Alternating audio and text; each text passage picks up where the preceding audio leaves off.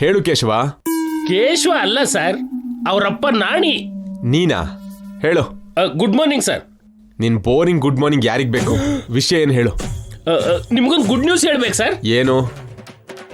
ನಿಮ್ ಮೇಡಮ್ ನನ್ನನ್ನ ನೋಡ್ಬೇಕು ಅಂತ ಹೇಳಿದ್ಲ. ಈ ವಿಷಯ ನಿಮಗೆ ಗೊತ್ತಾಯ್ತು ಸರ್? ನಿನ್ಗೇನಾದ್ರೂ ಬುದ್ಧಿ ಇದೆಯಾ ನಾಣಿ? ಸ್ವಲ್ಪ ಆದ್ರೂ ಕಾಮನ್ ಸೆನ್ಸ್ ಇದೆಯಾ? ಹೊಟ್ಟೆಗೆ ಅನ್ನ ತಿಂತೀಯಾ ಇಲ್ಲ ಹುಲ್ ತಿಂತೀಯಾ? ಮಹಾಪ್ರಭು, ಬೆಳಬೆಳಗ್ಗೆನೆ ಯಾಕೆ ಬೈತಿದ್ರ ಹೀಗೆ? ನಾನ್ ನಿಮ್ಗೆ ಕಾಗೆ ಗುಬ್ಬಿ ಕತೆ ಹೇಳ್ತಿಲ್ಲ. ಮೇಡಮ್ ನಿಜವಾಗ್ಲೂ ನಿಮ್ಮನ್ನ ಕೇಳಿದ್ರು. ನಾನು ಅದಕ್ಕೆ ಬೈದಿದ್ದಲ್ಲ. ಮತ್ತೆ ಯಾಕೆ ಬೈದ್ರಿ ಸರ್? ಇಂಥ ಗುಡ್ ನ್ಯೂಸ್ನ ಇಷ್ಟು ಲೇಟಾಗಿ ಹೇಳಿದ್ಕೆ. ನಿನ್ಗಿಂತ ಮೊದಲು ಕೇಶವನೇ ಹೇಳಾಯ್ತು. ಅವನು ಹೇಳ್ಬಿಟ್ನಾ? ನಿನಗಿಂತ ಅವನು 100 ಪಟ್ಟಲ್ಲ, 1000 ಲಕ್ಷ ಪಟ್ಟು ಬೆಟರ್ ನಾಣಿ. ನನ್ನ ಎಮೋಷನ್ನ ಕರೆಕ್ಟಾಗಿ ಕ್ಯಾಚ್ ಮಾಡ್ತಾನೆ. ನೀನು ಇದೆಯಾ? ಇಷ್ಟು ವಯಸ್ಸಾದ್ರೂ ಆ ಬುದ್ಧಿ ಬೆಳಿಲಿಲ್ಲ. ಅದಲ್ಲ ಸರ್, ನಾನು ಹೇಳೋದೇನಂದ್ರೆ. ಕಟ್ ಮಾಡೋ, ಬರ್ತಾ ಇದ್ದೀನಿ. ಸರ್ ನನ್ನ ಮಾತು ಕೇಶವ.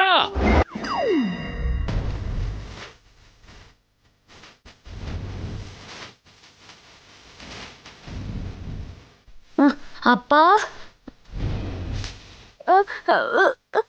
ಏನಾಯ್ತ್ರಿ? ಬೆಳಿಗ್ಗೆನೆ ಇವನು ಜೈ ಸರ್ ಹತ್ರ ನನಗೆ ಬೈಸ್ದ. ಹೌದಾ ಕೇಶವ? ಅಯ್ಯೋ ಇಲ್ಲ ಅಮ್ಮ. ಏಯ್, ಸುಳ್ಳು ಹೇಳ್ಬೇಡ, ನಾಲ್ಗೆ ಕತ್ತರಿಸ್ಬಿಡ್ತೀನಿ. ಮೂರ್ಖ, ಶತಮೂರ್ಖ. ಅಲ್ಲ, ಬೆಳಗ್ಗೆಯಿಂದ ನೀನು ನನ್ನ ಹಿಂದೆನೆ ಇದೆಯಲ್ಲೋ. ನಾನು ಎಲ್ಲಿ ಹೋದ್ರು ಅಲ್ಲೇ ಬರ್ತಿದ್ದೆ. ಸಾರಿಗೆ ಯಾವಾಗ ಕಾಲ್ ಮಾಡಿದೆ? ಮಧ್ಯದಲ್ಲಿ ನೀವು ಗ್ಯಾಪ್ ಕೊಟ್ರಿ ಅಲ್ವಾ ಅಪ್ಪ? ಯಾವಾಗ? ಮಧ್ಯದಲ್ಲಿ ನೀವು ಪ್ರಕೃತಿ ಕರ್ದಿದ್ದಕ್ಕೆ ಹೋದ್ರಲ್ವಾ? ಪ್ರಕೃತಿ ಯಾರೀ? ಪಕ್ಕದ ಮನೆ ಜಾಗೃತಿ ಅವ್ರ ಅಕ್ಕನ.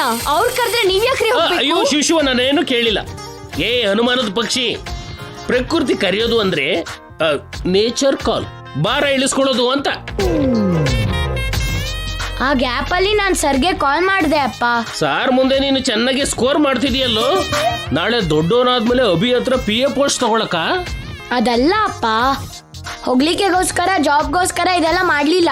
ಮತ್ತೆ ಗೊತ್ತಿದ್ದೋ ಗೊತ್ತಿಲ್ದೇನೋ ಅಮ್ಮ ನಾನು ಮೇಡಮ್ ಅವ್ರಿಗೆ ತುಂಬಾ ಅನ್ಯಾಯ ಮಾಡ್ಬಿಟ್ವಿ.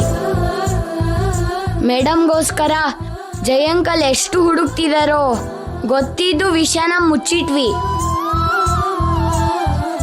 ಆ ಪಾಪಕ್ಕೆ ಪ್ರಾಯಶ್ಚಿತ್ತ ಈ ತರ ಆಗಿದೆ ಅಪ್ಪ.